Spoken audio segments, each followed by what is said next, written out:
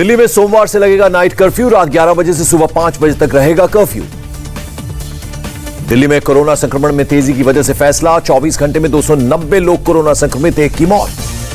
महाराष्ट्र में ओमिक्रॉन के 31 नए केस मिले। प्रदेश में ओमिक्रॉन से कुल 141 लोग संक्रमित। चंडीगढ़ में ओमिक्रॉन के 2 नए केस मिले। चंडीगढ़ में अब तक ओमिक्रॉन के कुल 3 केस।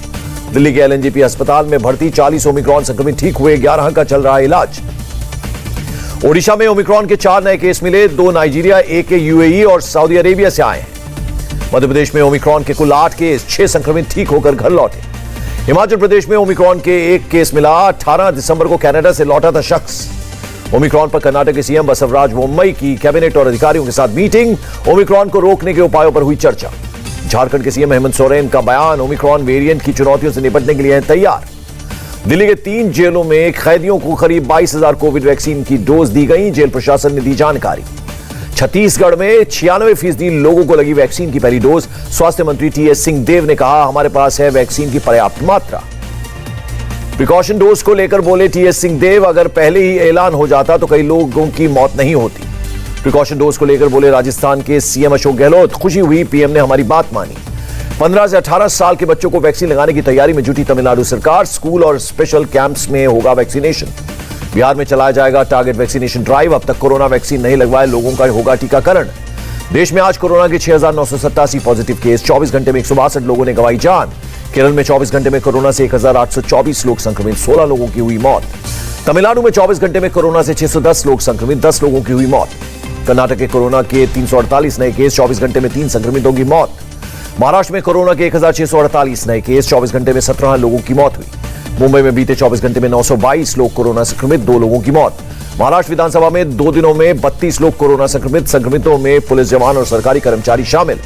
अहमदनगर के टाकली ढोकेश्वर के जवाहर नवोदय विद्यालय में 48 छात्र कोरोना संक्रमित, 3 स्टाफ भी संक्रमित पाए गए।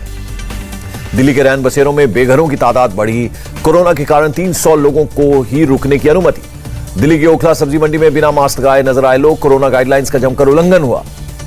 दादर में सब्जी मंडी में बढ़ते ओमिक्रॉन संक्रमण से बेपरवाह दिखी भीड़। कैमरा देख मास्क लगाते नजर आए लोग। नाइट कर्फ्यू की वजह से शिरडी में रात को बंद रहेगा साईं बाबा का मंदिर। बंद दरवाजे में होगी सुबह और रात की आरती। सूरत में क्रिसमस पार्टी का आयोजन करना पड़ा महंगा। कोविड नियमों के उल्लंघन पर ऑर्गेनाइजर समेत 3 लोगों पर केस दर्ज। क्रिसमस पार्टी में उमड़ी भीड़ पर हेल्थ एक्सपर्ट की बंगाल सरकार को सलाह। कोलकाता में भीड़ को रोकने के लिए लगाएं कोविड प्रतिबंध। बीजिंग विंटर ओलंपिक्स से पहले कोरोना संक्रमण में तेजी। 24 घंटे में चीन में कोरोना के 206 केस मिले। उत्तर प्रदेश के उरई में अमित शाह का बड़ा दावा, विधानसभा चुनाव में 300 से ज्यादा सीटें जीतेगी बीजेपी। कहा अमित शाह ने बीएसपी और एसपी को जातिवादी पार्टी बताया। कहा सबका साथ सबका विकास मोदी योगी जी का मंत्र। अमित शाह ने कहा समाजवादी पार्टी सपना देख रही है, सरकार बनाकर राम मंदिर निर्माण कार्य को रोक देंगे। प्रयागराज ने किया प्रधानमंत्री आवास योजना शहरी का शिलान्यास, भूमि पूजन करके रखी शिला। सीएम योगी ने माफियाओं से मुक्त कराई जमीन पर किया भूमि पूजन, पूजा के बाद दिया दान। सीएम योगी ने कहा कि आज माफियाओं की कैद से जमीन को लेकर उस पर गरीबों के लिए मकान बनाने का काम किया जा रहा है। योगी ने कहा कि प्रयागराज न्याय की राजधानी बनेगा। राज्य सरकार नेशनल लॉ यूनिवर्सिटी बनाएगी। कौशाम्बी में सीएम योगी ने सपा पर साधा निशाना। कहा 5 साल पहले जो सत्ता में, आज भी उनकी दीवारों से करोड़ों रुपए के नोट निकल रहे हैं। सीएम योगी ने कहा माफियाओं ने पिछली सरकारों में गरीबों, व्यापारियों, सरकारी संपत्तियों को हड़प कर हवेलियां बनाई, उन पर अब बुलडोजर चल रहा है। यूपी में ब्राह्मणों को साधने में जुटी बीजेपी। पार्टी के बड़े नेता ब्राह्मण समाज को उनके लिए किए गए कामों की देंगे जानकारी। एसपी सुप्रीमो अखिलेश ने बीजेपी पर साधा निशाना। का भाजपा के शासनकाल में 3P है, पाखंड, प्रताड़ना और प्राणघातक। यूपी में कांग्रेस सभी सीटों पर लड़ेगी चुनाव। प्रदेश पर्यवेक्षक भूपेश बघेल ने कहा इस बार लोग मुद्दों पर करेंगे वोट। सीएम भूपेश बघेल ने कहा किसानों ने अपने अपमान को नहीं भूला। यूपी चुनाव बीजेपी को हराएंगे किसान। यूपी चुनाव पर बोले झारखंड के सीएम हेमंत सोरेन, लगता है बीजेपी की गाड़ी फंस चुकी है, हर तरीके के हथकंडे अपनाए जा रहे हैं। पंजाब चुनाव की तैयारियों में जुटी बीजेपी। जालंधर में केंद्रीय मंत्री गजेंद्र सिंह शेखावत ने पार्टी ऑफिस का उद्घाटन किया। गजेंद्र सिंह शेखावत ने पंजाब सरकार को अहंकार से ग्रसित बताया। कहा पूरा पंजाब एक विकल्प तलाश रहा है। पंजाब के 22 किसान संगठनों द्वारा राजनीति पार्टी बनाने पर बोले शेखावत, यू टर्न लेने के बाद फायदे और नुकसान का आकलन करें। किसान नेता राकेश टिकैत का बयान, संयुक्त किसान मोर्चा कोई चुनाव नहीं लड़ रहा है, 15 जनवरी को होगी बैठक। राकेश टिकैत ने कहा आंदोलनकारी किसान 4 महीने की छुट्टी पर गए हैं, आंदोलन सिर्फ स्थगित हुआ है। कांग्रेस नेता गुलाम नबी आजाद ने कहा मतभेद के बावजूद मैं 24 कैरेट कांग्रेसी हूं। आम आदमी पार्टी ने पंजाब चुनाव के लिए जारी की चौथी लिस्ट, 15 उम्मीदवारों के नाम का ऐलान। पी चिदम्बरम का दावा, गोवा में केवल कांग्रेस बीजेपी को हरा सकती है। आम आदमी पार्टी और टीएमसी गैर बीजेपी वोट को काट रहे हैं। 27 दिसंबर को स्वास्थ्य मंत्रालय के साथ चुनाव आयोग की बैठक, चुनावी राज्यों में कोरोना के हालात पर होगी चर्चा। पीएम मोदी ने मन की बात में वैज्ञानिक स्वास्थ्य कर्मियों की मेहनत को सराहा, कहा सामूहिक मेहनत से वैक्सीनेशन में बड़ी सफलता। पीएम ने कहा कोरोना से लड़ाई अभी खत्म नहीं हुई, कोरोना का नया वेरिएंट दस्तक दे चुका है, हमें निपटने के लिए तैयार रहना है। 28 दिसंबर को कानपुर जाएंगे PM Modi, Kanpur metro rail का करेंगे उद्घाटन। आईआईटी कानपुर के दीक्षांत समारोह में भी लेंगे हिस्सा। ब्लॉकचेन आधारित डिजिटल डिग्री करेंगे लॉन्च। लखनऊ में सीएम योगी और रक्षा मंत्री राजनाथ सिंह ने डीआरडीओ लैब की रखी आधारशिला। ब्रह्मोस मिसाइल और कार्बाइन का किया निरीक्षण। डिफेंस मिनिस्टर राजनाथ सिंह ने कहा ब्रह्मोस किसी पर अटैक के लिए नहीं, भारत पर बुरी नजर डालने वालों के लिए बनी है। रक्षा मंत्री ने बिना नाम लिए भारत के पड़ोसियों को किया सचेत, कहा ईंट का जवाब पत्थर से देने में भारत सक्षम। शिलान्यास कार्यक्रम में बोले सीएम योगी, लखनऊ में बनेगी ब्रह्मोस मिसाइल की नई जनरेशन। आर्मी के engineer in chief lieutenant general Harpal Singh eminent engineering personality award से सम्मानित। सेना और बीआरओ में योगदान के लिए मिला सम्मान। लद्दाख की सबसे बड़ी तिब्बत की बस्ती को अब 24 घंटे मिलेगी बिजली। रेबेल, सुमोदो और सुमधो टीआर को राष्ट्रीय पावर ग्रिड से जोड़ा गया। गुजरात के सीएम भूपेंद्र पटेल ने सूरत में high speed bullet train Mumbai Ahmedabad परियोजना की समीक्षा की। नागालैंड के ताजा हालात पर गृह मंत्री अमित शाह ने की समीक्षा बैठक।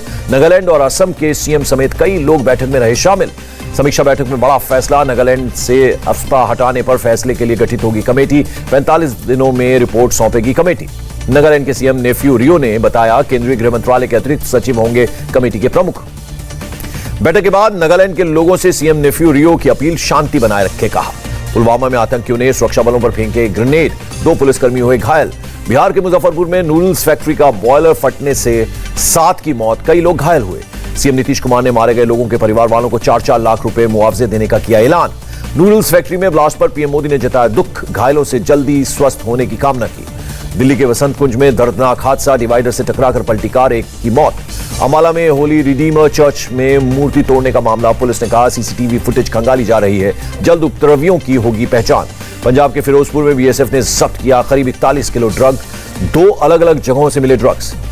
एर्नाकुलम में मजदूरों और पुलिस के बीच झड़प का मामला, 150 लोग पुलिस हिरासत में लिए गए। एर्नाकुलम के डीआईजी एनके गुप्ता ने कहा मामले में अब तक 2 केस दर्ज किए गए हैं, 5 जवान घायल हैं, 5 गाड़ियां जलाई गई। हिमाचल प्रदेश के नारकंडा में बिछी बर्फ की चादर, मस्ती करते नजर आए सैलानी।